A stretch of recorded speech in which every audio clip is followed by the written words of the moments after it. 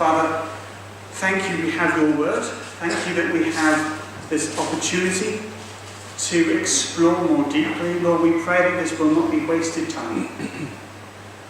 Lord, for any of us in this room,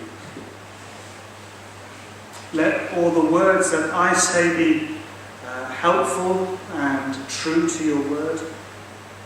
And Lord, we ask that you be working in each heart here, opening us up to your truth. As your truth is heard, Lord, we might take it in and be changed. Lord, help us, we pray, equip us to serve and to bring glory to you. Amen. John Calvin was one of the most significant pastors and theologians of the Reformation and really in all of church history.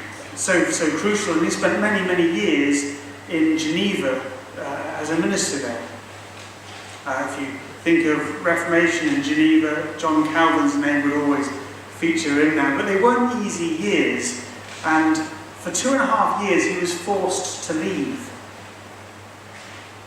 When he came back, the first time he stood up to preach, he preached from the Psalms. I tried to find out exactly which one it was, but he picked it up at the very point that it had left 2.5 years before. Almost as if there'd been no interruption whatsoever. His preaching through the Psalms continued almost seamlessly, just with a 2.5-year break. I say that to make what we're doing this morning seem a little less mad, because we're picking up in Acts at the place that we were about 1.5 months ago. Which is, of course, much less than 2.5 years that John Calvin had as a gap. This is slightly more complicated in a way, though, because we're not looking at the next passage on, we're going back a bit into the passage we started looking at the end of November, because various things within the schedule had to be moved round. And this passage that we're looking at, the one that we've heard read, you might have thought, well, is he definitely reading the right one? Because I do remember someone else reading this. You might not remember quite when, but that passage we did have at the end of November. But such a big passage, such a lot going on. It's certainly one passage rather than lots of minor parts, but there was so much it just seemed wiser to try and take it a little slower.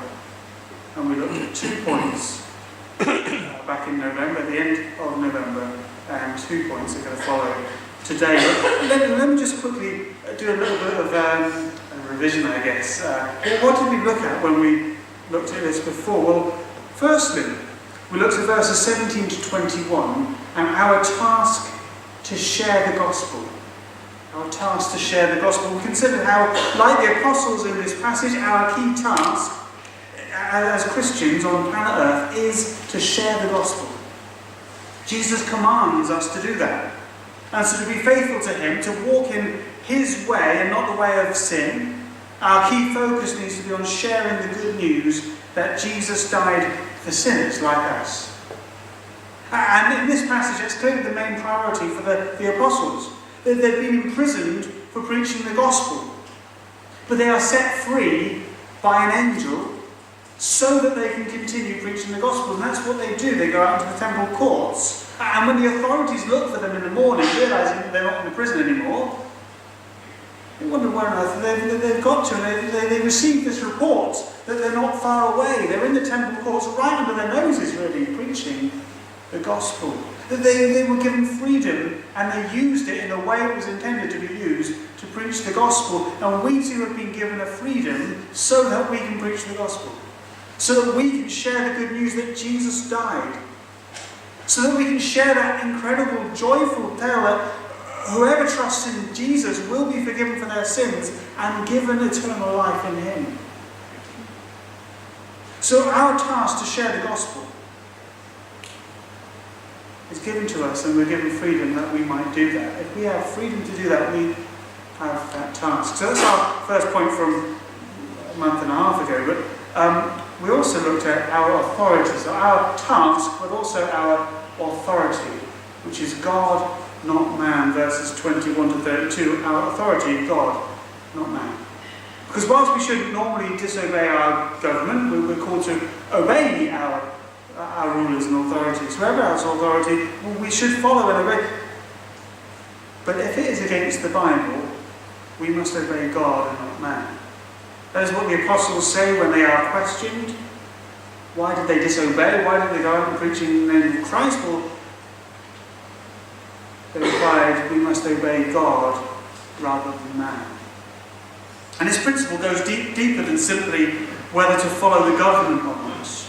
Because it isn't just the explicit instructions of the government or the society that we need to be aware of, but the implied instruction from the society we live in. Because whilst there may not be many actual laws in our country that would try and force us to disobey the Bible, I mean, there certainly are laws that seem to go against the Bible, but there aren't many that would force us to, or try and force us to disobey the Bible.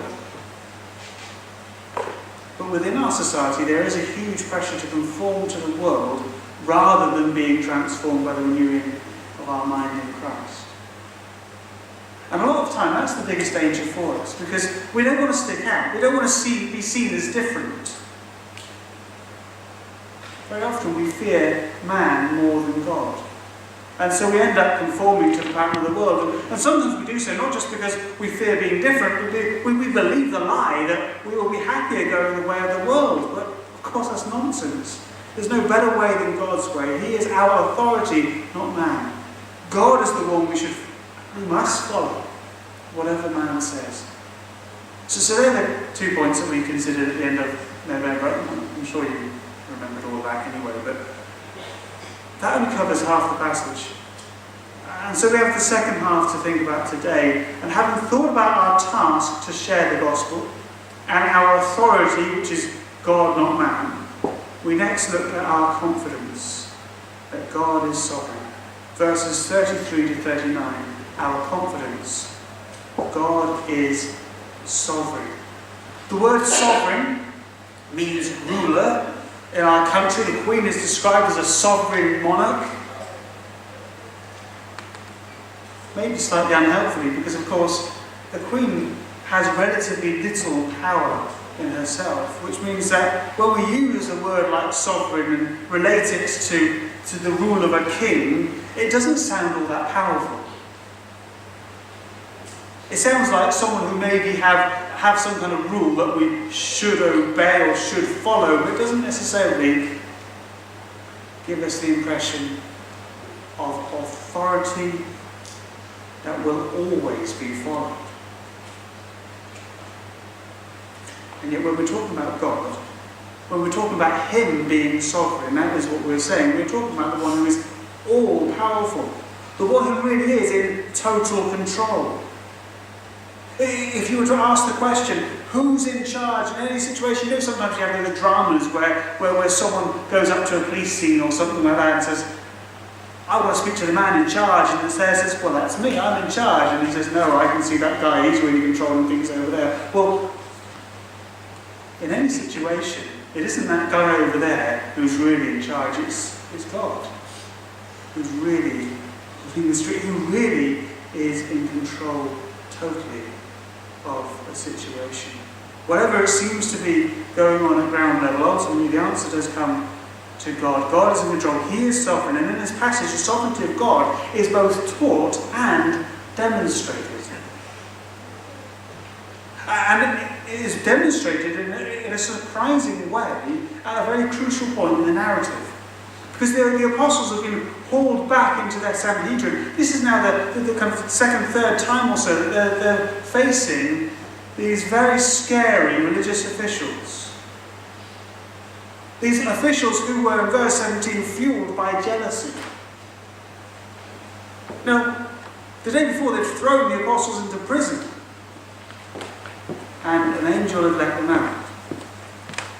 An angel had led them back into the temple courts to continue, so that they could continue teaching Jesus. But now they are back in front of the Sanhedrin. And they explain that God has called them to be witnesses of Christ, to preach Him. And they even explain the message of Jesus to this very hostile audience. And that audience the ruling council of the Jewish religion needed to decide what to do next. These are the same guys who had arranged for Jesus to be crucified. So these apostles weren't just random troublemakers, and the Sanhedrin weren't just random scary people in relation to them. The apostles were proclaiming a message that the Sanhedrin, the rulers, had already tried to stop. They'd already tried to kill the message by killing Jesus. And the same solution was in their minds as they considered the apparent defiance and the insistence of the apostles to continue preaching Christ. Listen to verse 33. When they heard this, they were furious and wanted to put them to death.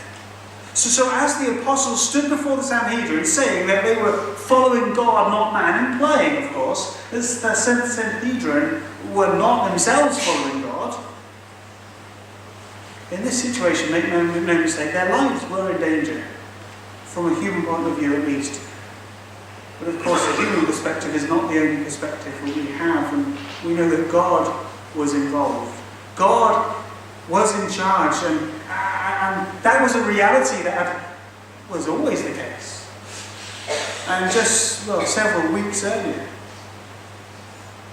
that was the reality then when another man stood in front of the Sanhedrin. When they decided that killing Jesus would be the best way forward, ultimately it wasn't them, even then, who were in charge, it was God. And in this passage, as these other men faced a similar threat, the Sanhedrin were still not in charge. God overruled. God is in charge.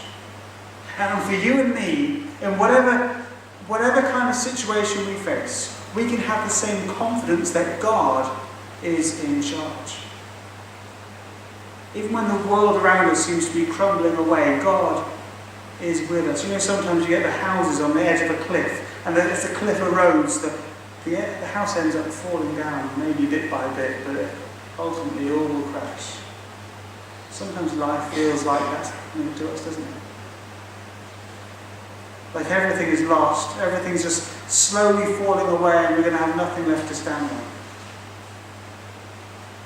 And yet even in those kind of times, even when we're feeling like that, God is in control. And even as the apostles stood there in front of this powerful group of people who'd already demonstrated they have the power to kill, they're able to manipulate the Romans into doing this kind of action. As they stood there, they knew God is in control. And of course that doesn't mean that the apostles escaped any harm. These apostles didn't even all escape dying for their faith. Church history suggests that all of the apostles were eventually killed for being Christians, apart from John, who apparently survived several attempts to kill him before dying a prisoner in his old age. Well, these apostles weren't killed at this time, but really for the apostles it would have been more comfortable to be killed straight away then, because as Paul later wrote, I desire to be with Christ, which is better by far. They didn't die then, but that only delayed things. And in the meantime, it gave them opportunity to suffer so much persecution.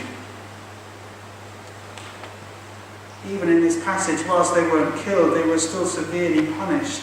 In verse 40, the Sanhedrin council called the apostles back and had them flogged. They were severely whipped, possibly with the 39 strikes, and that sometimes killed people. It was so severe. Such were the wounds and the pain that came from it. Now, when we say that we see in this passage that God is clearly in control, that doesn't mean that the apostles didn't face any trouble. And it doesn't mean that we won't face any trouble, but it does mean that in this situation and in every situation, even when a severe threat of death is hovering over the apostles here, God stopped that happening because he had other plans for them. And in a way, what happens here echoes what happened earlier in the passage when they'd been thrown in prison. You see, they went into prison initially because God allowed them to go there, but he didn't want them to stay there the whole night. So he got them out. And here later in the chapter, as they face possible death, God didn't want them there, and so he got them out. In the first instance, God used an angel to rescue the apostles. In the second, the one that we're looking at today, he used one of the members of the Sanhedrin. A well-respected teacher of the law called Gamaliel. Now, we read about this man one at a time. When Paul later speaks about what a strict and zealous Jew he had been before becoming a Christian, he said that he was educated at the feet of Gamaliel. This man wasn't just a highly respected man. He was associated with the strictest kind of teaching within the Jewish faith at the time. He was a Pharisee, verse 34. And the fact that Paul speaks of him in this way in Acts 22 suggests that even at that point, Gamaliel still had that reputation. Which means that whatever the meaning of what he says in this chapter is, it probably isn't him saying that he thinks that Jesus may be true, or he's not strongly saying that. He may be implying that, he may be pushing towards that. We'll come back to that in a minute. But if quite some time later in Acts 22 he still has the reputation of being a very thoroughly conservative Pharisee in the religion of Judaism, this is less likely to be part of his conversion story. And yet it is this man who God in his sovereignty chooses to use. It's amazing what God will use to bring blessing to his people. We have stories, memories that we can recount of when God has used the strangest things to bring us to safety, to bring us help, to bring us blessing. Well, in this passage, it's this Pharisee. What happens, how it happens, is that he gives some very good advice. In verse 34, he stands up, orders the apostles to be put outside, and then addresses the council. Verse 35, then he addressed them, men of Israel, consider carefully what you intend to do to these men. Consider carefully, he says, because there will be consequences depending on how you handle this. And in verses 36 and 37, he gives these two examples of men who had risen up with a band of followers, but the followers came to nothing after the leader had been killed. And his point is that this is like Jesus. Now that Jesus has been killed, the followers will come to nothing. Verse 38. Therefore, in the present case, I advise you, leave these men alone, let them go, for if their purpose or activity is of human origin, it will fail. Now, if this was the only thing that he said in this whole kind of giving a bit of advice to the rest of the council, I don't think I would really describe it as good advice. It would have the right outcome, but despite these two examples he gives, I'm sure we can all think of numerous other examples in history of people who have not been from God, but have led people in massive religious movements. Look at Islam or Sikhism or Mormonism or many others. Verse 38 on its own isn't amazing advice. It is true that all of these other false religions will eventually fail, but probably not in our lifetime, unless Jesus comes back while we're still alive. I don't think he's quite on the mark on this. And yet what he says in verse 39 is incredibly sound. It could even be described as prophetic, because this is what he says, verse 39. But if it is from God, you will not be able to stop these men. You will only find yourselves fighting against God. So overall, his advice is, leave these men alone. If it's not from God, it will fizzle out. If it is from God, there's no point opposing it, because God will make sure it carries on. Is he acknowledging that this could be from God? Well, in light of the huge growth of the church, which quite frankly put the church already at this point in a different category to the other two examples he used, well, was there any sign it was fizzling out? It was growing and growing and growing. In light of the miracle recorded in chapter 3, the healing of a lame man. In light of the miraculous escape from prison from the apostles and the continued witness of them about the resurrected Jesus. Could it be that Gamaliel is acknowledging that this message of the gospel might be true? Maybe. As we've already said, the mention of him later in Acts suggests that we're not talking about a man who had a dramatic conversion at this point, at least. But maybe his mind was open, or maybe he's simply reinforcing the point that these apostles will come to nothing because God is not with them. Just watch and see, he's kind of saying. Well, either way, he is right, isn't he? No one can stop what God is doing. That is why even the eventual death of the apostles didn't stop the church from growing. When the first generation of Christians all died out, what happened to the church? Did it die out? Of course not. It was getting bigger and continued to get bigger and bigger and bigger. And even though there's never been a time in the history of the church where somewhere the church hasn't faced severe opposition, even so the church has continued to grow. That's why when the Iron Curtain came down, the rest of the world found out that the Church of God was very much alive in the old Soviet Union, despite such severe persecution. That's why, despite so many restrictions and obstacles, the church in China has grown to a staggering size. There's more Christians in China than there are people in the UK.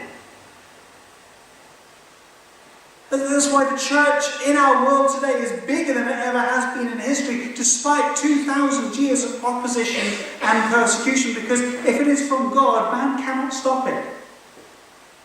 That doesn't mean the church will always thrive in every situation, because God gives responsibility to the church to be obedient. And can we really say that the church overall is thriving in our country? Oh, there are many thriving local churches, but we are having relatively little impact on the country as a whole, aren't we? There are ways in which the church is hurt by opposition, especially when the church lacks commitment to the word-filled obedience that we're called to. And when we lack commitment to prayer, where we lack commitment to shape our lives in the way that the Bible shows us. But Gamaliel is right. If it is from God, no one can stop it, even the church itself. The church suffers when we are faithless, but God is still faithful. And the church suffers when it is opposed, but God is faithful and brings such great strength in the midst of such struggle. Do you believe that? When you look at the way the church has been attacked again and again throughout history, and yet is still so strong today, do you believe that God truly is in charge? Do you believe that history is in his hands? I pray that you do believe that. When you see the huge amounts of people coming to know the Lord in other parts of the world, less so in this country. In parts of Asia, parts of Africa, parts of South America, huge numbers coming to the Lord in salvation. God has his hand on the church. God is in control of history. Do you believe that? Please take great comfort from that, because one of the reasons we learn so much about the sovereignty of God in the Bible is that we might find comfort in it, because we will all regularly face all kinds of struggles. But in all of them, we have the great assurance that God is in control. And for these apostles in Acts 5, what a great assurance it was for them. That even when standing before the council who had ordered the death of Jesus, they could feel secure. To know that if it was in God's best plan for them to die, then they would die.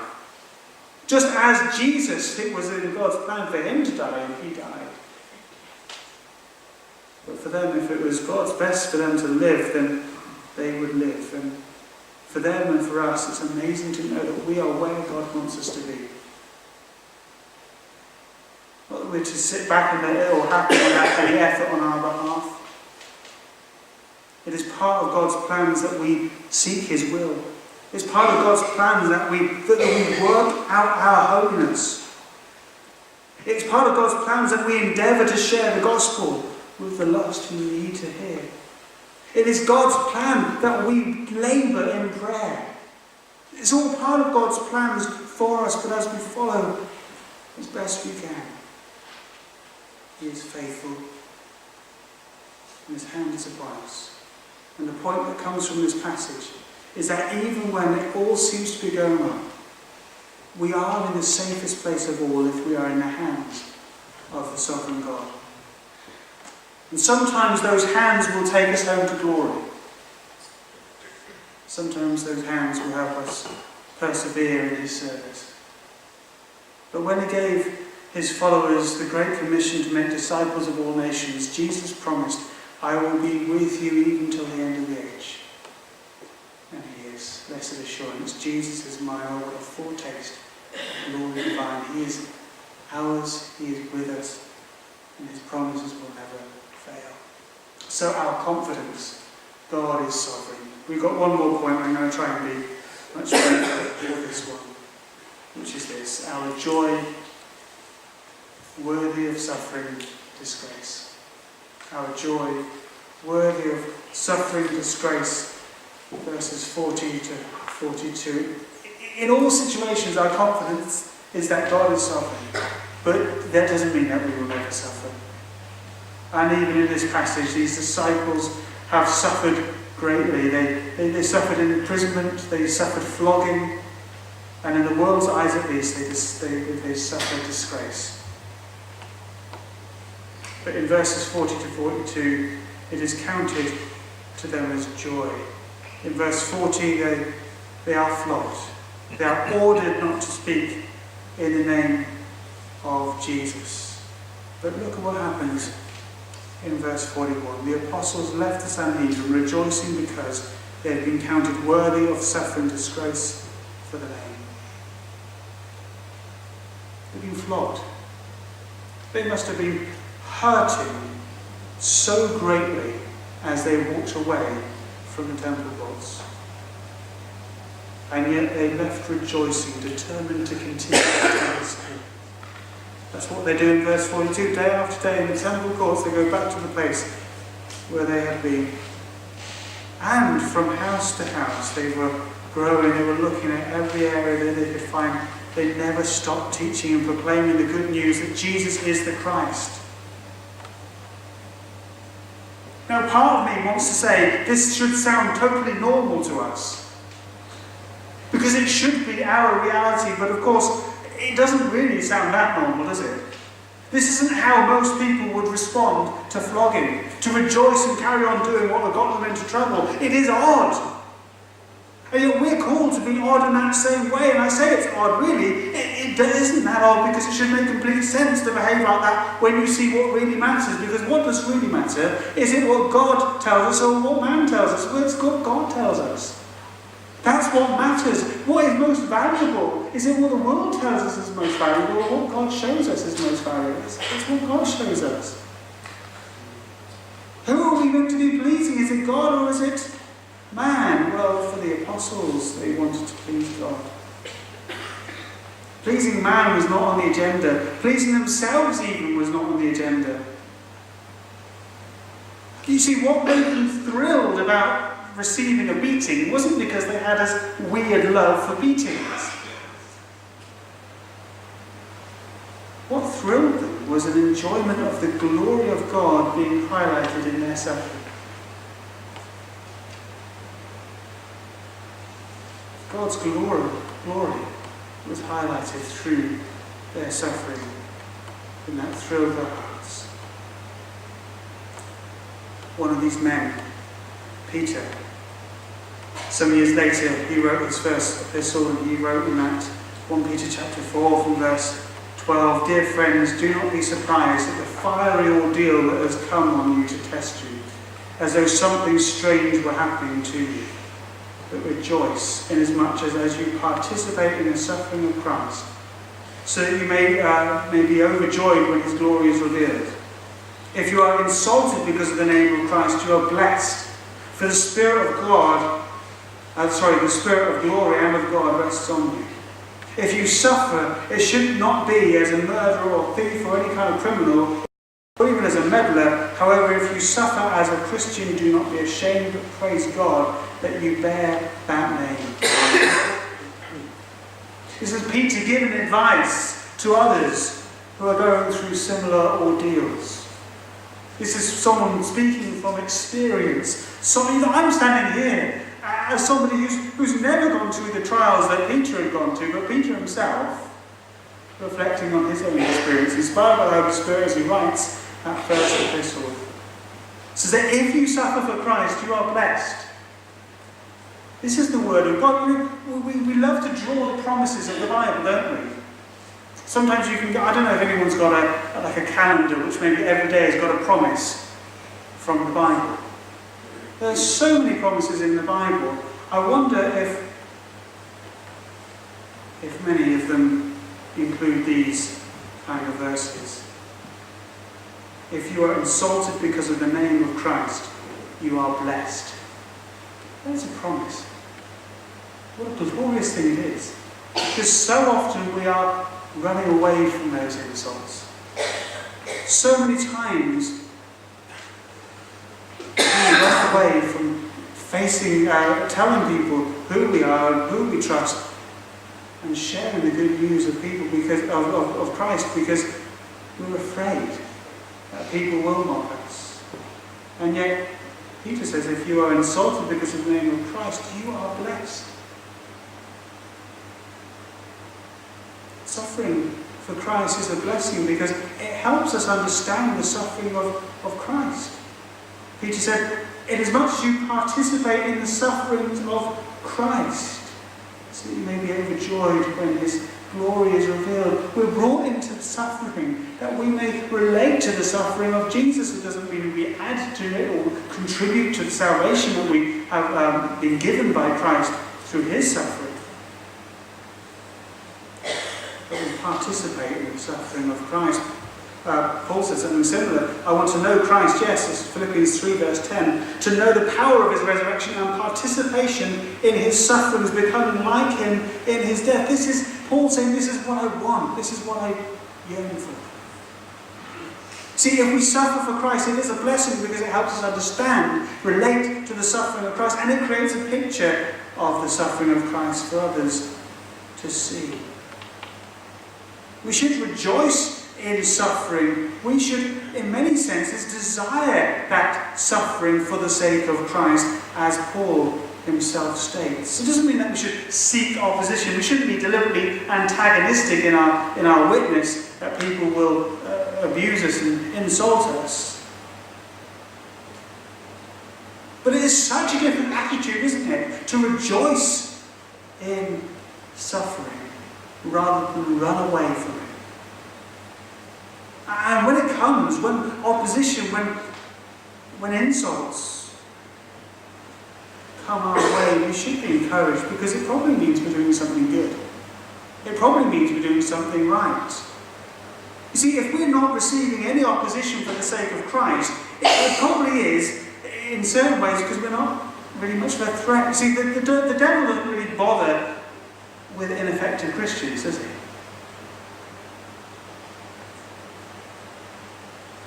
But also, if no opposition comes at all, we should be worried because Jesus said, if the world hates me, they will hate you too.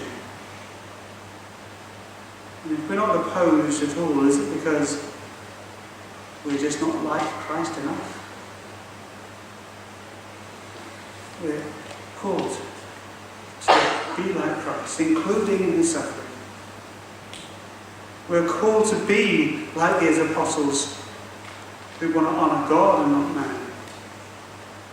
These apostles who left the Sanhedrin rejoicing because they've been counted worthy of suffering disgrace for the name. Let us be worthy of suffering disgrace for the name. I don't want to quite make it your target for this week because I don't want you to, target for the week, share Christ. And if you receive disgrace for the name. Praise God that you are worthy of suffering disgrace for his name. Let's pray.